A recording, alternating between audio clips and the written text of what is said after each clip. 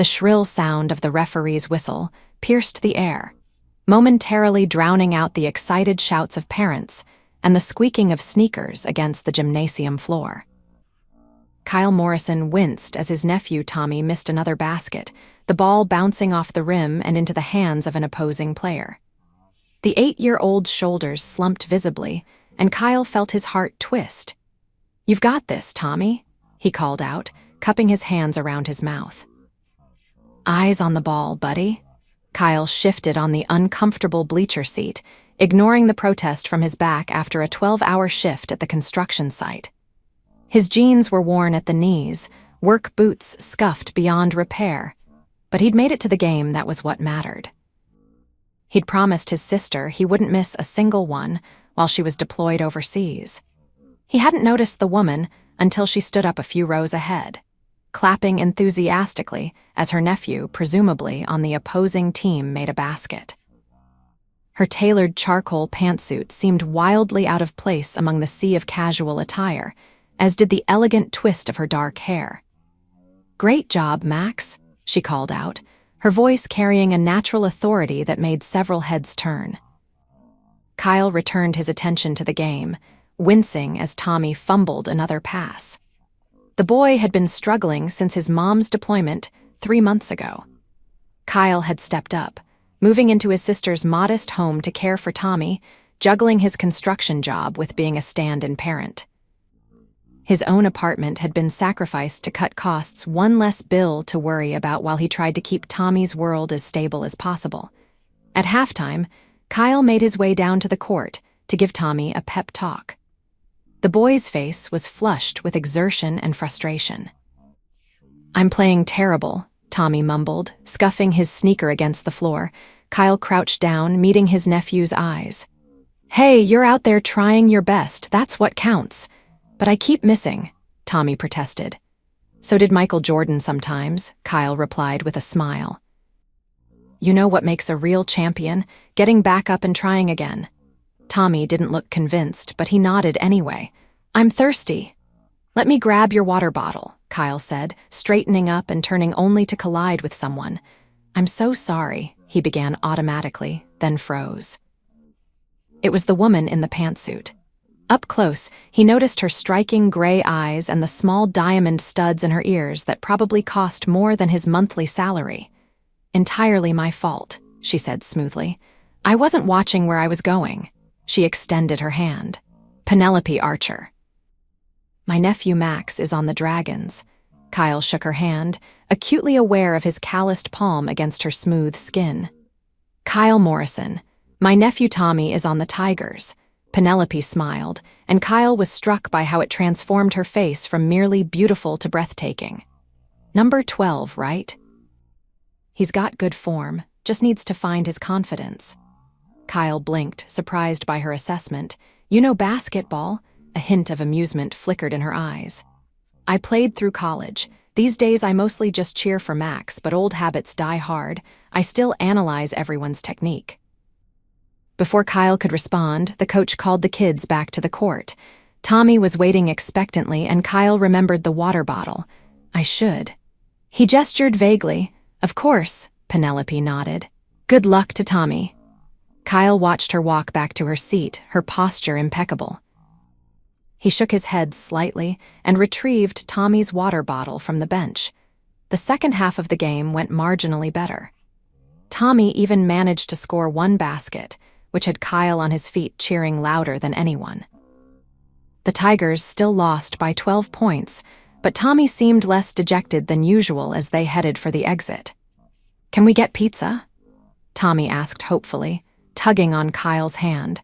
Kyle did a quick mental calculation of his remaining budget for the week. His construction work had been steady, but the hospital bills from Tommy's asthma flare-up last month had put him behind. "How about we make pizza at home?" he suggested. "We've got everything we need, and you can pick all the toppings." Tommy's face fell slightly, but he nodded.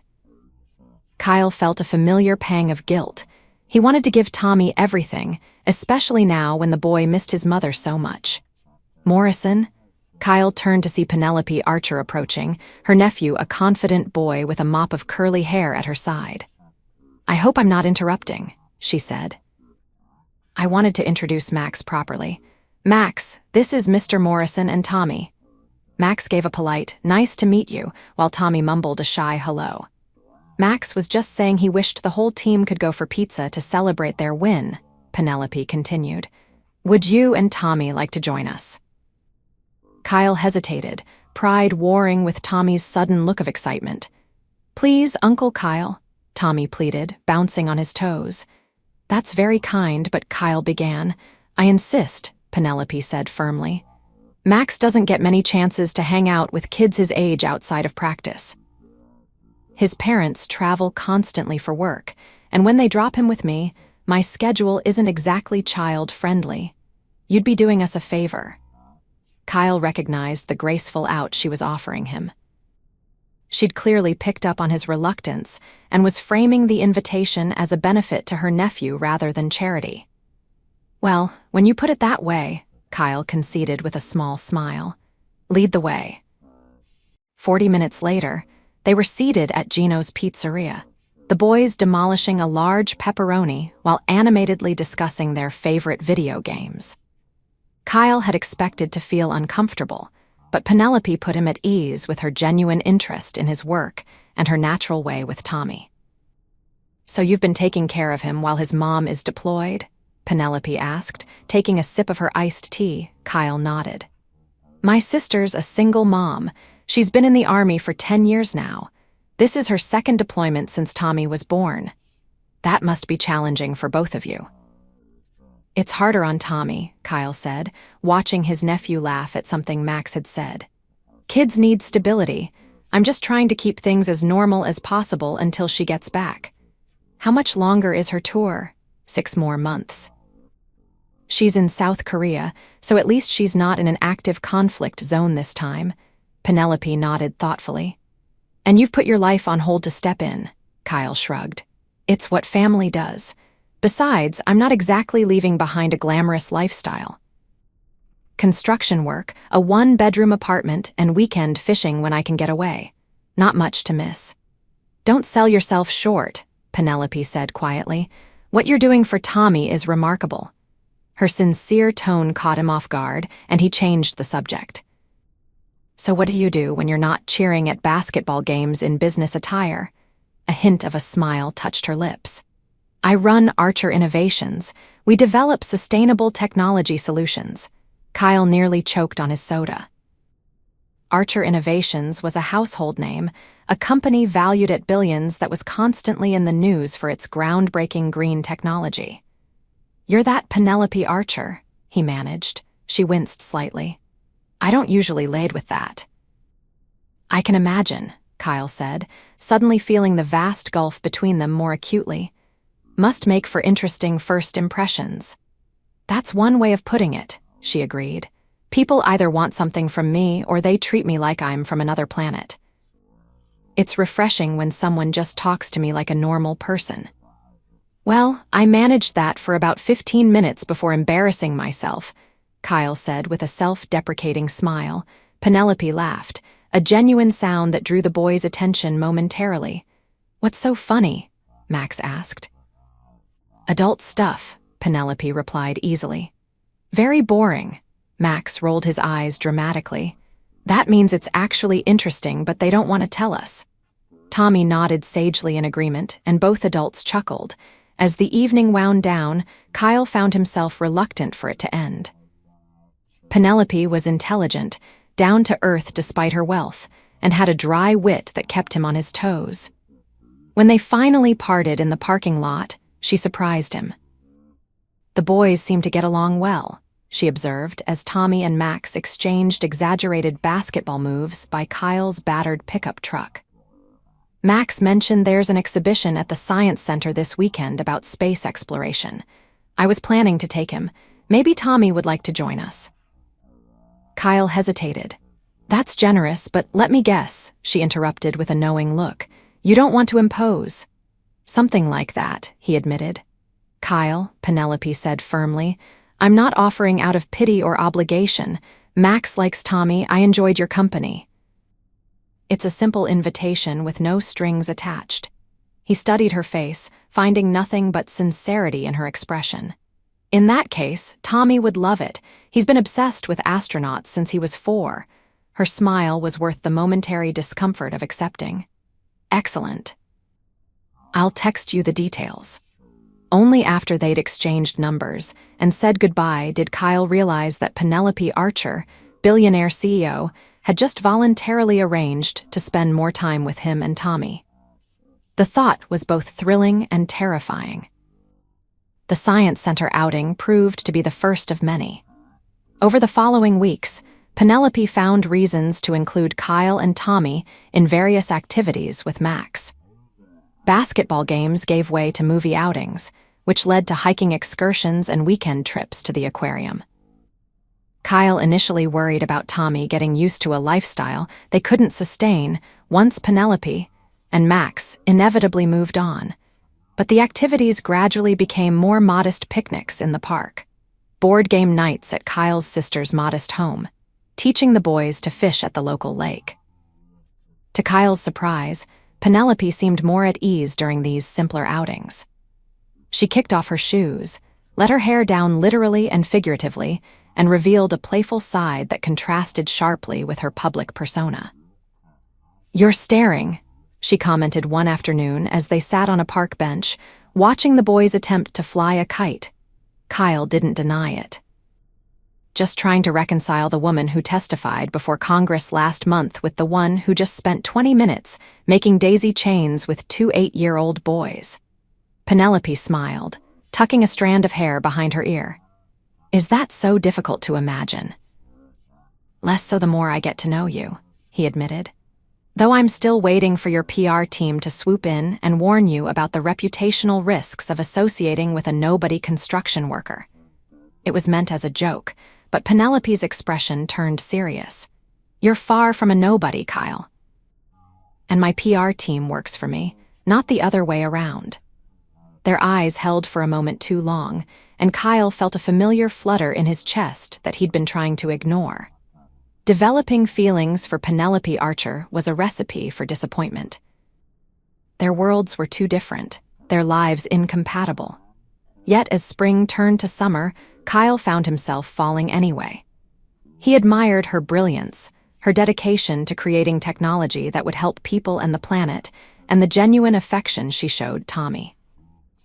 Most of all, he treasured the rare moments when she let her guard down completely, sharing childhood stories or her fears about living up to her father's legacy at Archer Innovations.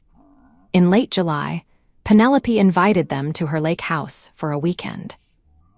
Kyle almost declined, intimidated by the prospect of seeing how the other half lived, but Tommy's excitement made refusal impossible. The lake house turned out to be a stunning modern structure with floor-to-ceiling windows overlooking a pristine private lake. Kyle felt out of place until Penelope greeted them at the door wearing worn jeans and an old college t-shirt, her feet bare and her hair in a messy ponytail. "You made it," she said, hugging Tommy and then, after a slight hesitation, Kyle. The brief contact sent his pulse racing, but he maintained his composure as she led them through the house to the deck, where Max was already setting up a massive water balloon fight. Later that evening, after the boys had exhausted themselves with swimming, water balloons, and a sunset boat ride, they fell asleep watching a movie in the meteor room. Kyle and Penelope retreated to the deck with glasses of wine. "Thank you for this," Kyle said, gesturing to encompass the peaceful lake view. "Tommy hasn't been this happy since before his mom left." Penelope smiled softly. "I'm glad.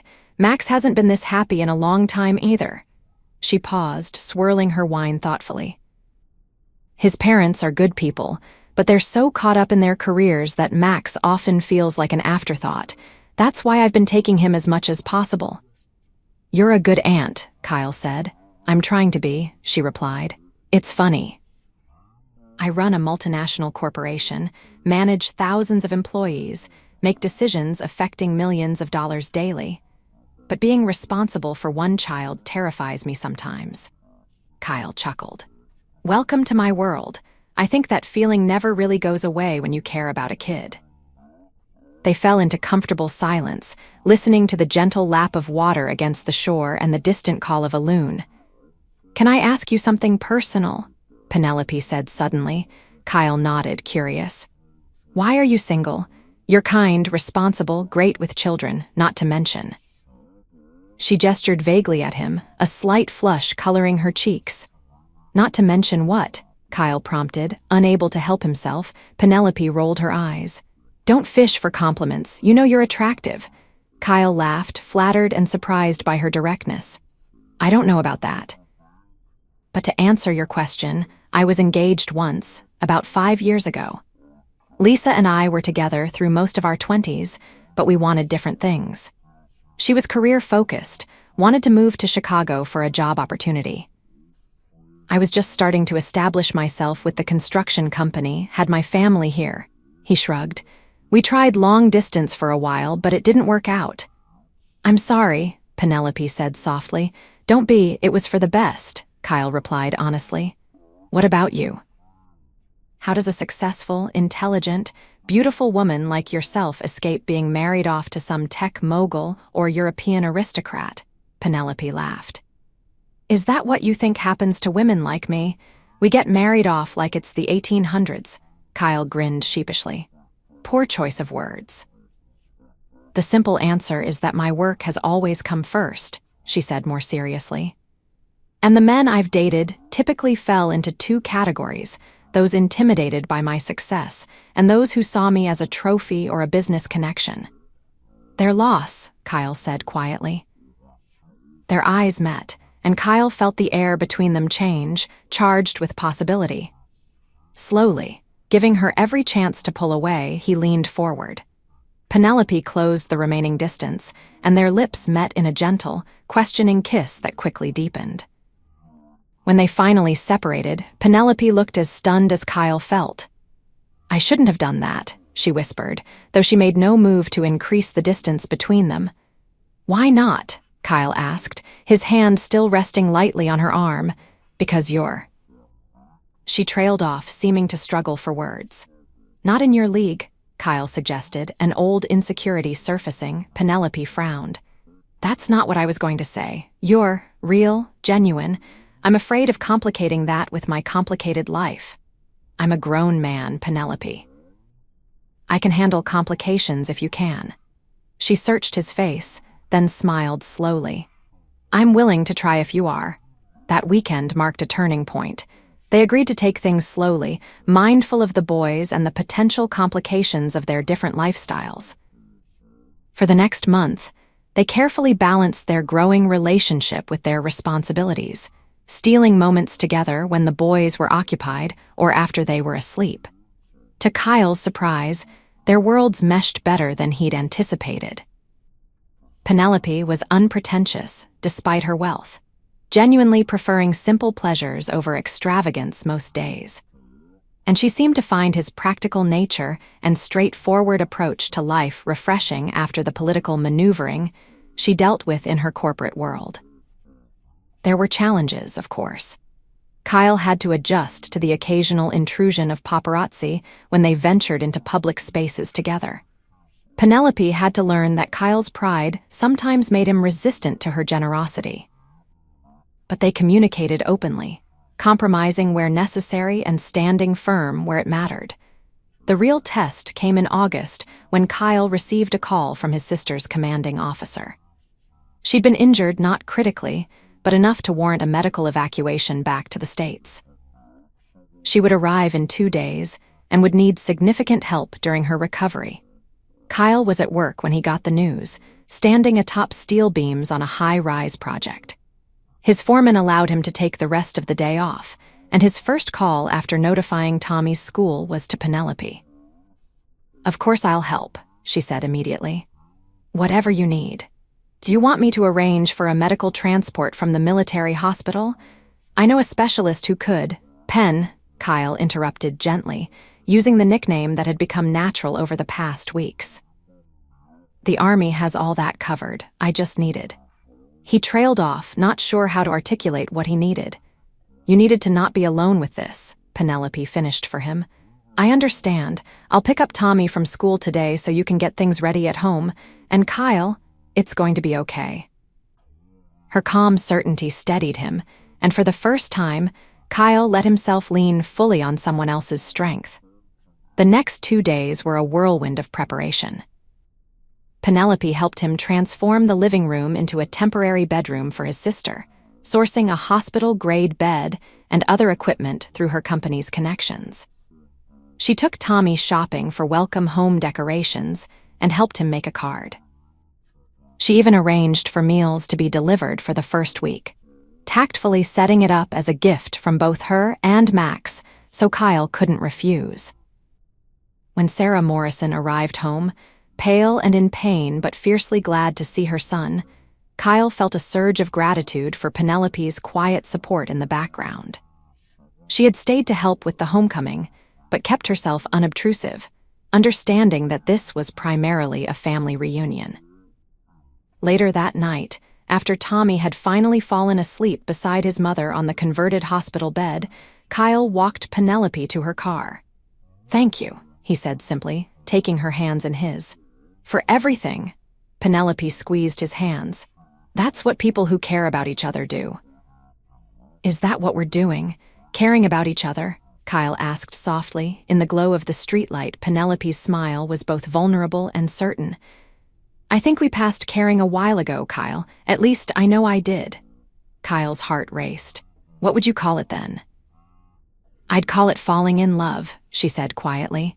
"If that's not too forward." Instead of answering with words, Kyle pulled her close and kissed her, pouring all his feelings into the gesture. When they separated, both breathing hard, he rested his forehead against hers. "Not too forward at all," he murmured. "Because I love you too." The weeks that followed brought adjustments as Sarah began her recovery. Penelope scaled back her work hours to help where she could, often bringing her laptop to the Morrison home to work while Sarah rested. Tommy and Max became inseparable, a friendship that bridged the gap between the adults' worlds. One evening, in late September, as they sat on the porch swing watching the sunset after the boys had gone inside for video games, Penelope turned to Kyle with an unexpected question. "Have you ever thought about going back to school?" Kyle raised an eyebrow. "Random, but no, not really. Why?" "Because you're brilliant with design," she said. "I've seen your sketches for that treehouse you're planning for Tommy, and the modifications you made to Sarah's wheelchair ramp were ingenious. You have a natural talent for engineering." Kyle shifted uncomfortably. "Those are just hobby projects." "They don't have to be," Penelope persisted. Archer Innovations has a scholarship program for employees who want to pursue further education, and we happen to need project managers who understand construction from the ground up for our sustainable housing division. "Penelope," Kyle said carefully, "are you offering me a job?" "I'm offering you an opportunity," she corrected. "The job would be yours to earn. And before you say anything about nepotism, the scholarship program is administered by an independent board. I wouldn't be involved in the decision." Kyle was silent for a long moment. "I don't want special treatment because of our relationship." "And you wouldn't get it," Penelope assured him. "But don't reject a potential path forward out of pride either. You're always talking about wanting to provide a better future for Tommy. This could be part of that." He considered her words, recognizing the truth in them. "I'll think about it," he finally said. Penelope nodded, satisfied, and leaned her head against his shoulder as they continued watching the sunset. By Christmas, Sarah's recovery had progressed significantly, and Kyle had applied for the scholarship program, been accepted, and started night classes in engineering while continuing his day job. The transition wasn't easy, but seeing Sarah regain her independence and Tommy flourish under the stability of having both his mother and uncle present made every exhausted moment worthwhile. On Christmas Eve, the Morrisons hosted a small gathering. Sarah, now using only a cane, had insisted on cooking despite Kyle's protests. Tommy and Max were engaged in an elaborate Lego construction project that had taken over the living room floor. Kyle watched from the kitchen doorway as Penelope helped Sarah with the final dinner preparations, the two women laughing together over some shared joke. The scene struck him with unexpected force, this blending of worlds, the family they were creating together. In that moment, Kyle knew with absolute certainty that he wanted this permanently. Penelope caught his eye across the room and smiled, the private smile she reserved only for him. Later, after the boys were in bed dreaming of Santa's arrival, Kyle would give Penelope the small jewelry box hidden in his sock drawer, not with a ring. Not yet, but with a key to a new home, one they had selected together, where both their families could build a future. For now, though, he simply returned her smile, marveling at how a chance meeting at a children's basketball game had led them here. Their journey hadn't been without obstacles. They still faced challenges balancing career demands, navigating their different backgrounds, integrating their lives. But through it all, one truth remained constant. Penelope hadn't fallen in love with his circumstances, but with his spirit, his devotion to family, his integrity, his resilience. And he had fallen in love not with her wealth or success, but with her compassion, her determination, and her willingness to look beyond surfaces to see what truly mattered. As they gathered around the table that night, hands joined in a circle of gratitude, Kyle caught Penelope's eye again and saw his own feelings reflected there. They had found in each other not what the world might have expected them to seek, but exactly what they needed: a partner who understood their values, supported their dreams, and loved them completely for who they truly were.